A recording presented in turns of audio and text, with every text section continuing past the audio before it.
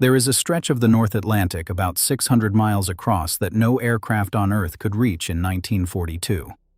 The men on the convoys called it the Black Pit. Patrol aircraft could cover a convoy out of Newfoundland and pick it up again near Ireland, and in between there was nothing. The U-boat commanders knew exactly where the nothing began, and they waited there. In the first 20 days of March 1943, they sank 97 ships, twice the rate the Allies could replace them. Churchill wrote afterward that the only thing that ever really frightened him during the war was the U-boat peril. Exactly one aircraft in the world had the range to close that gap. In February of 1943, 18 of them were doing it. 2 years earlier, the factory built to produce that airplane had managed 56 aircraft in 12 months, and a committee of the United States Senate was preparing to seize it. That same building would eventually finish a 4-engine bomber every 63 minutes. This is the story of the distance between those two numbers. This is Trade Archive. We take the machines that built the modern world and show you how they were actually put together, part by part, jig by jig. If that is what you came for, like the video and subscribe before we go any further. San Diego, California, 1937. Reuben Fleet, a former Army contracting officer who had moved his aircraft company from Buffalo to the California coast for the flying weather, agreed to meet a man with no laboratory, no company, and no standing in the industry. His name was David Davis. He had been introduced by Walter Brookins, the first civilian the Wright brothers ever taught to fly, and he had come to the Consolidated Aircraft factory to sell Fleet a wing. Davis had designed it backwards. Rather than starting with an existing airfoil and refining it, he had started with the shape of a falling drop of water and worked the mathematics until he had a section that was long, narrow, and unusually thin across its span. He called it the fluid foil. Consolidated's chief engineer, Isaac Macklin Ladden, who had designed the Navy's PBY Catalina, did not believe a word of it. Consolidated sent the section to the wind tunnel at the California Institute of Technology anyway. The numbers that came back were so far outside expectation that the technicians pulled the tunnel apart, looking for the leak. There was no leak. The wing worked. The manufacturing story starts there. A high aspect ratio wing carries its entire load through a long, slender spar box. It is aerodynamically efficient and structurally unforgiving. Every joint inside it carries more of the airplane than the same joint would in a short, fat wing. Build it a few thousandths of an inch out of true, and you do not get a slightly worse airplane. You get a wing that will not accept its own outer panels. Consolidated proved the design on the Model 31 flying boat in the spring of 1939. Then the Army Air Corps came asking for something else entirely. They wanted Consolidated to build Boeing's B-17 Flying Fortress under license. Fleet went to Seattle, looked at the Boeing production line, came home, and told the Air Corps he could do better with a design of his own. He mated the Davis wing to a deep slab-sided fuselage with 2 bomb bays and hung the Model 31 twin tail off the back. General Henry Arnold reviewed the drawings in January of 1939 and told Ladden to build a bomber that would fly the skin off anything else in the sky. The contract for the prototype, the B-24, was signed on March 30th. It flew for the first time on December 29th, 9 months later. On paper, it was the better bomber. 4. Pratt & Whitney R-1830 Twin Wasp radials, 1,200 horsepower apiece. Tricycle landing gear, which no other American heavy bomber had. 2 bomb bays closed by tambour doors that rolled up into the fuselage like the lid of a roll-top desk instead of hanging into the slipstream. 8,000 pounds of bombs, 3,000 miles of range, a top speed above 300 miles an hour. Crews would always prefer the B-17, which flew higher and absorbed more punishment. Planners preferred the Liberator because it could reach places the Fortress could not. Range was never just a line on a specification sheet. It was the argument for building the airplane. And in 1940, the United States was in no position to build much of anything. The Army Air Corps that year ranked somewhere around 18th in the world. Its standard bomber was the twin-engine B-18, already obsolete. It had 54 heavy bombers. American factories had turned out fewer than 3,000 military aircraft in all of 1939. Then, on May 16, 1940, with German armor moving through France, Roosevelt went to Congress and asked for 50,000 airplanes a year, roughly 25 times what American industry had just managed. Hermann Göring is said to have laughed and called it propaganda. Nobody on Earth had ever built aircraft at that rate. There was one problem. Consolidated could not build the thing.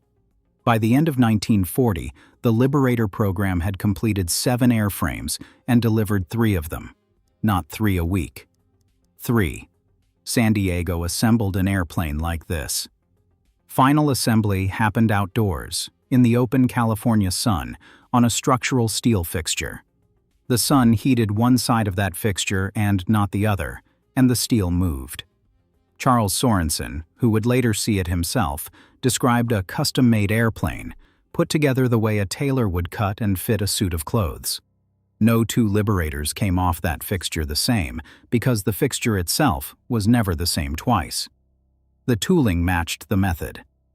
Aircraft manufacturers formed their skins over soft dies cast from lead and from kirksite, a zinc alloy, on the theory that soft tools were kinder to soft aluminum. A kirksite die could be poured straight into a plaster mold, fast and cheap, and it was good for maybe 10,000 to 15,000 parts before it wandered out of tolerance. Soft dies wear. A part stamped in January and one stamped in June came out of the same die at different dimensions, so parts were filed and hand-fitted at assembly. Each wing got a temporary jig, broken down afterward. Engineers lofted full-size templates on the floor, and the shop worked to those.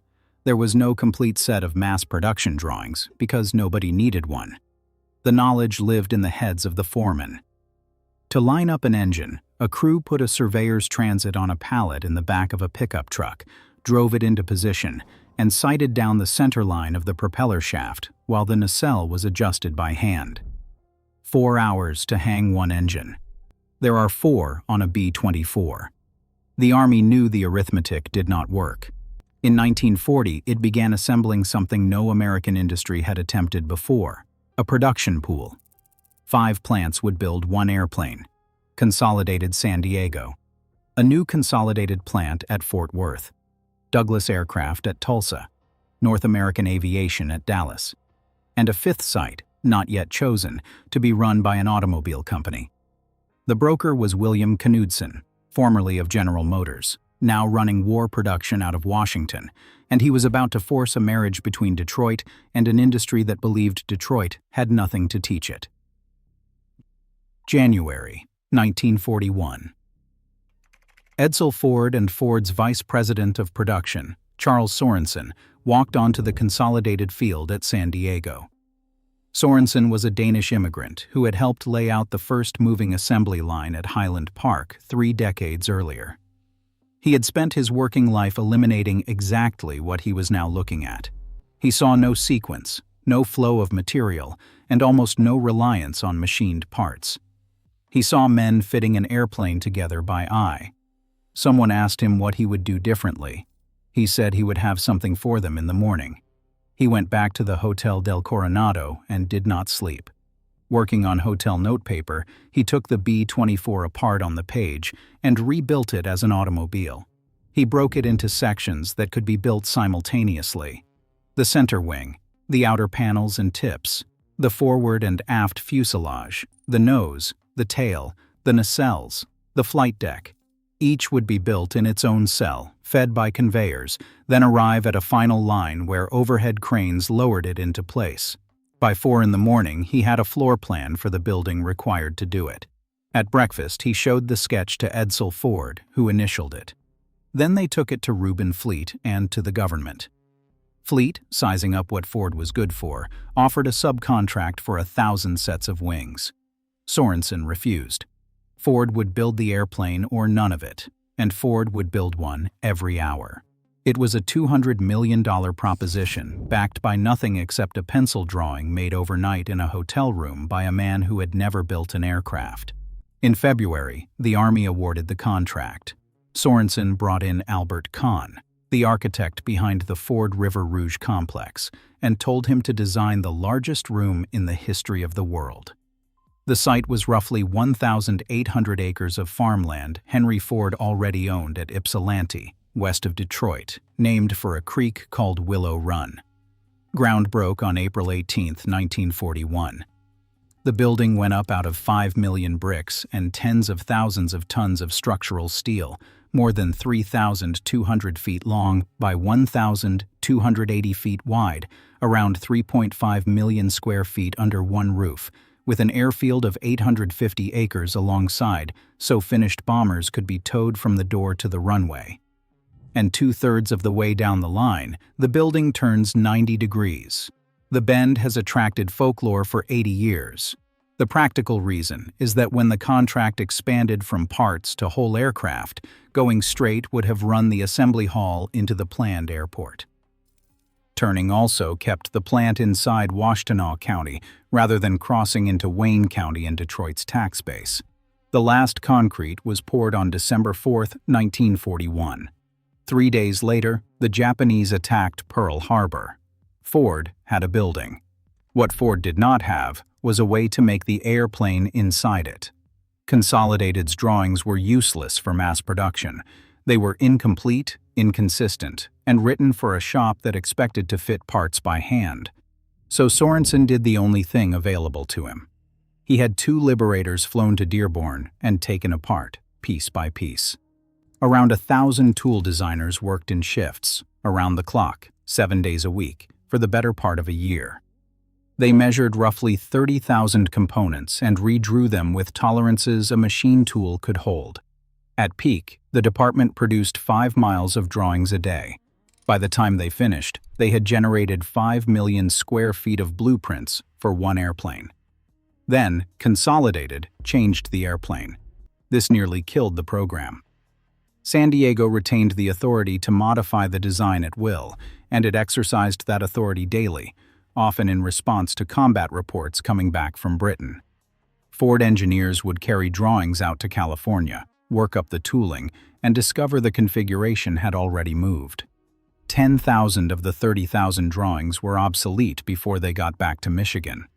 Every one represented tooling that had to be scrapped and cut again. It cost Ford roughly 6 months. Willow Run ran around 1,600 machine tools and about 11,000 fixtures, some 60 feet tall, plus roughly 30,000 stamping dies. That die program equaled 8 or 9 automobile model changeovers at once for a product nobody in the building had ever made. Getting hold of the equipment was a war of its own. Machine tool capacity was the bottleneck of rearmament, tight enough that in April of 1941, Roosevelt wrote to William Knudsen, pushing the industry onto a 24-hour schedule. American output climbed to around 307,000 tools in 1942, 10 times the 1938 figure, and more machine tools were built between 1940 and 1943 than in the previous 4 decades combined. Willow Run was competing for every one of them. Photographs of the machine shop show rank after rank of horizontal mills from the Cincinnati Milling Machine Company, a firm that by then was finishing a new machine tool roughly every 17 minutes. The material set its own terms.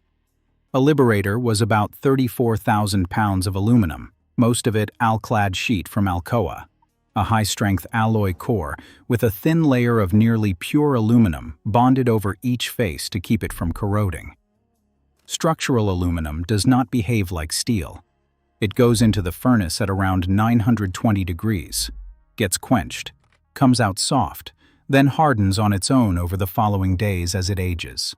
So the shops formed it while it was fresh from the quench and workable, and the part came up to full strength afterward, sitting on a rack. Every sheet in that building was on a clock. Skins were beaten over drop hammer dies or pressed by the Guerin process, where a thick rubber pad under hydraulic pressure behaves like a fluid and drives the sheet down over a single die block. and Sorensen made one decision that the aircraft industry considered close to sabotage. He threw out the soft dies and ordered hard steel. At first, it went exactly the way the aircraft men said it would. Hard steel gouged the soft aluminum sheet, parts came off the presses damaged, and tooling was scrapped and recut at a cost of millions of dollars and months Ford did not have. Sorensen pushed it through anyway. Steel dies hold their dimension across hundreds of thousands of cycles, and once the forming problems were solved, they were safe for aluminum. That change converted the B-24 from a hand-fitted airplane into an interchangeable one. A skin panel stamped at Willow Run in 1944 fit the airframe it was made for without a file, a shim, or a foreman's judgment. The industry had spent a decade insisting precision at this scale was impossible in aluminum. Ford was about to prove otherwise on the hardest structure in the airplane. The center wing section is the spine of a B-24. It is the box that carries the two inboard engine nacelles, the main landing gear, the fuel cells, and the weight of the airplane through to the outer wing panels. If it is wrong, nothing else matters. At San Diego, each center wing was built inside a temporary jig, assembled by hand, and the jig was then broken down. Ford built one permanent jig and left it standing. Wings moved in and out by overhead crane, so the tooling never came apart and never had to be retrued between airframes. The Henry Ford Museum puts the difference on that step alone at 250 man-hours under Consolidated's method against 1 under Ford's. Out of the jig, the center wing went to a machine built specifically to finish it. It performed dozens of precision operations on the same setup, holding tolerances in 10,000ths of an inch, in minutes rather than shifts. The Yankee Air Museum, which now occupies part of the original building, puts Ford's investment in a finished center wing at around 6.5 man-hours, against roughly 1,500 at Consolidated. Even discounting the enthusiasm of a museum quoting its own subject, Detroit had taken the hardest structure in a heavy bomber and turned it into a machining operation. The airplane held together by rivets, and rivets were their own industry. A Liberator took roughly 360,000 of them in more than 500 distinct sizes. Rather than buy them, Ford set up a forging department inside the plant that could turn out several million a day, feeding the line directly. Driving them was a two-person job. One worker ran a pneumatic percussion gun on the outside of the skin, generally a Chicago pneumatic or an Ingersoll Rand, the same class of tool in Norman Rockwell's painting of Rosie the Riveter.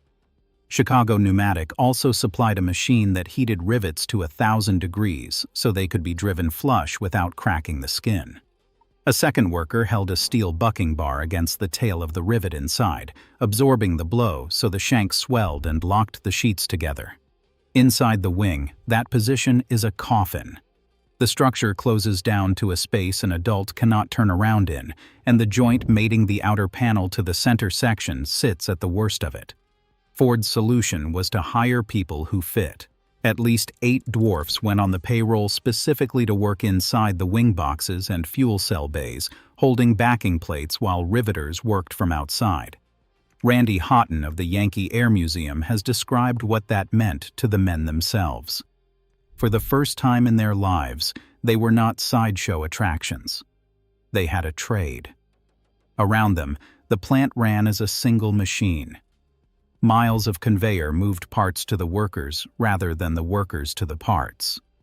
Major sections came together in their own cells and fed the main line, where the fuselage was joined, the center wing mated, the outer panels hung, the nacelles fitted, and the systems run.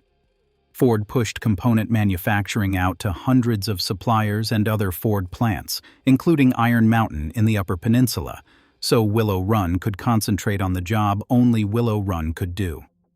The fuselage went together the way an automobile body did, built in halves that stayed open while men worked inside structures unreachable an hour later, then closed. At the corner of the building, each airframe rolled onto a turntable, turned 90 degrees, and moved into final assembly, where the last stations hung the turrets, ran the control cables, dropped in the wiring looms, and plumbed the fuel system. Nothing in that sequence waited on a foreman's eye. It had been settled a year earlier by men drawing tooling in Dearborn, and not every airplane left through the door as an airplane.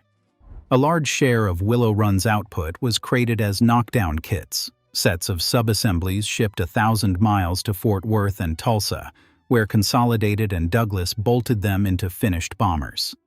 Of the 8,685 Liberators credited to Willow Run, 6,792 flew out. 1,893 left in pieces. The engines came from another automobile company entirely. Pratt & Whitney could never have built enough R-1830 twin Wasps alone, so the design was licensed out, and Buick produced them at a government-owned plant at Melrose Park, Illinois. Buick alone turned out more than 74,000. Total production reached 173,000. The Twin Wasp is the most produced aircraft engine in history. Each held 863 different parts, with pistons cast and connecting rods forged at Flint. The turrets came from subcontractors who had never built anything like them either. Emerson Electric of St. Louis produced the electric nose turret that defined the late-war Liberator, first fitted on a Ford B-24H delivered on June 30, 1943.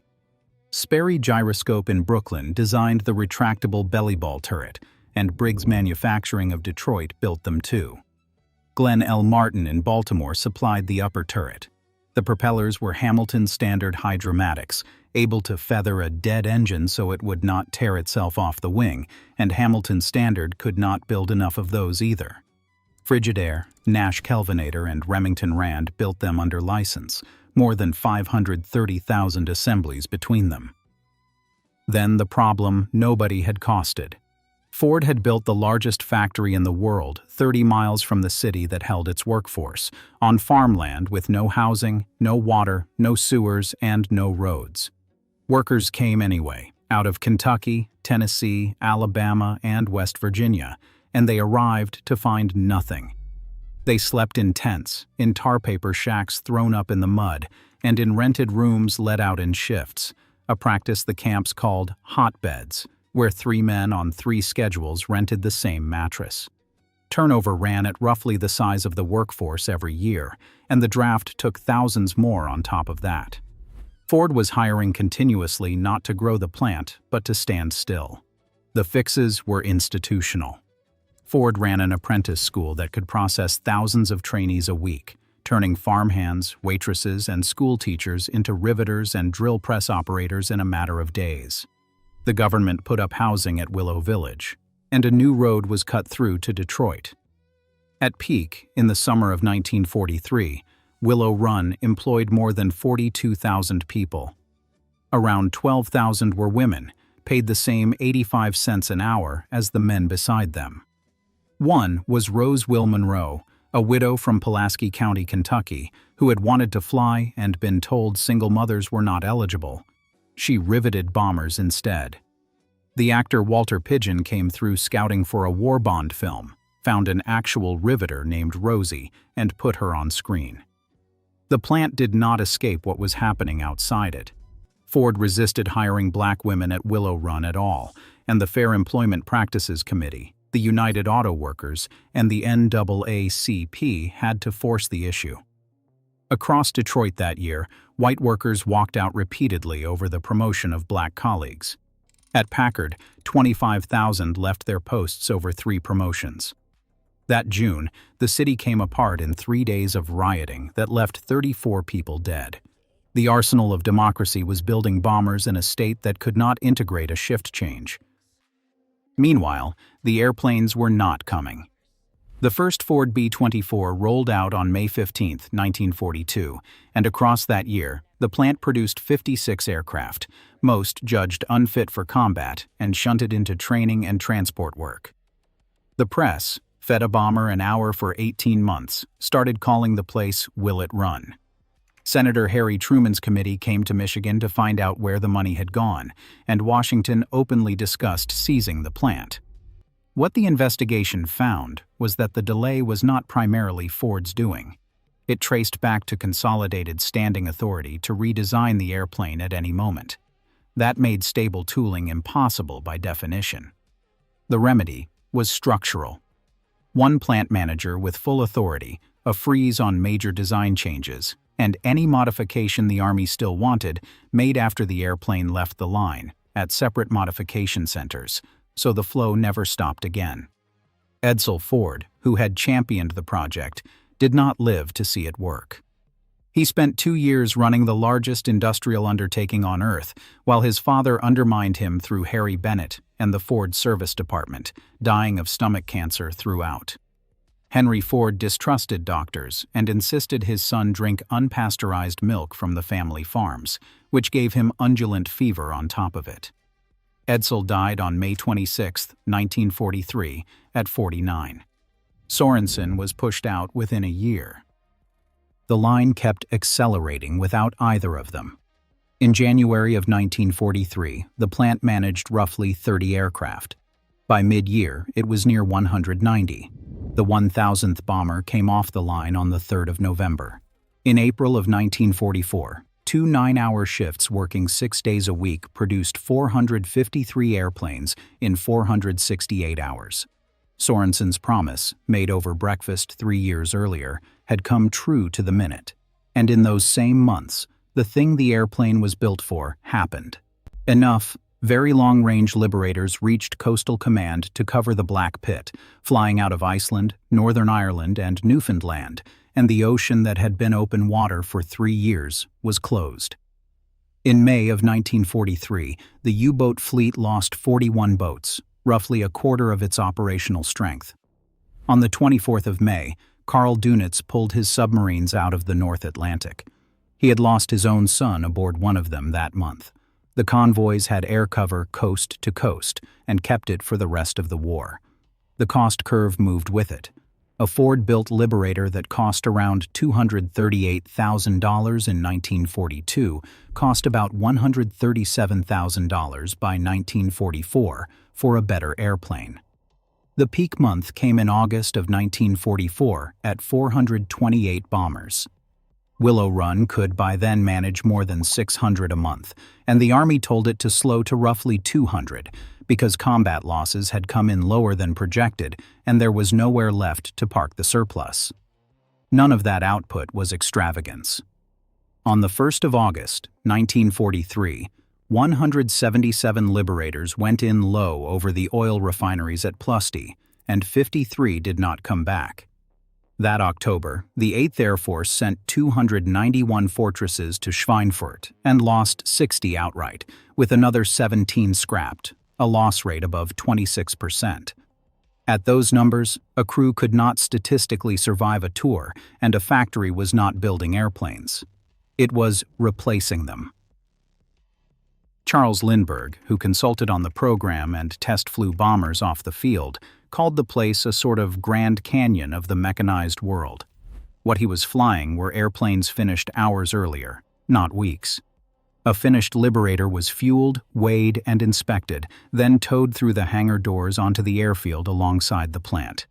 Ford test pilots took each one up and signed it off. Then the Air Transport Command took delivery, and a ferry crew flew it out, often a woman flying for the Women Air Force Service pilots. For a stretch of 1944, a field in rural Michigan was among the busiest airports on Earth, and an airplane could be over the Atlantic within days of having been a stack of subassemblies in a cell. The men who flew what came out of it were less lyrical. They called the B-24 the flying coffin. The only real exit was a hatch near the tail, reached from the flight deck along a catwalk 9 inches wide between the bomb racks. The fuel system ran through the upper fuselage and the wing to give the airplane its reach, and it leaked and burned. That thin Davis wing tended to fail where it was hit, and it broke the airplane's back in a water landing. Each of those traits was the price of range, and range was the reason the airplane existed. By June of 1945, Germany had surrendered, and the contracts were being canceled. The last B-24 left the line on June 28th, serial number 44, 51928. Henry Ford II towed it out of the hangar himself on a tractor, and the workers who built it signed their names on the fuselage. Willow Run built 8,685 Liberators in about 2.5 years. Across all 5 plants in the pool, more than 18,400 were produced. The B-24 remains the most produced American military aircraft ever built. Ford did not want the plant afterward.